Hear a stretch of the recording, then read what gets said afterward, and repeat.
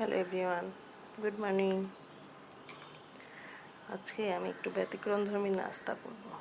এই যে এখানে নিয়েছি পান্তা ভাত আর গতকালের গরুর গোশতের এক টুকরা, ঝাল পেঁয়াজ, কাঁচামরিচ আর পেঁয়াজ নিয়েছি, একটু লবণ মেখে নিয়ে এখন এটা আমি সকালের আমার আজকের ব্রেকফাস্ট এটা খাবো।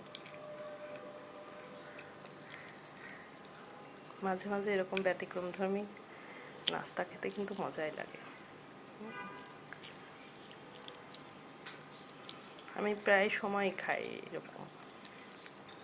আপনারাও ট্রাই করে দেখবেন, ভীষণ মজাদার একটা নাস্তা। যদিও বা আজকে পরোটা আছে, যে আমার ভেজিটেবল ডিম সিদ্ধ আমি খাবো পরে একটু নিয়ে। তো সবাই ভালো থাকেন, stay fine, be happy and stay Jannatul Jibon lifestyle.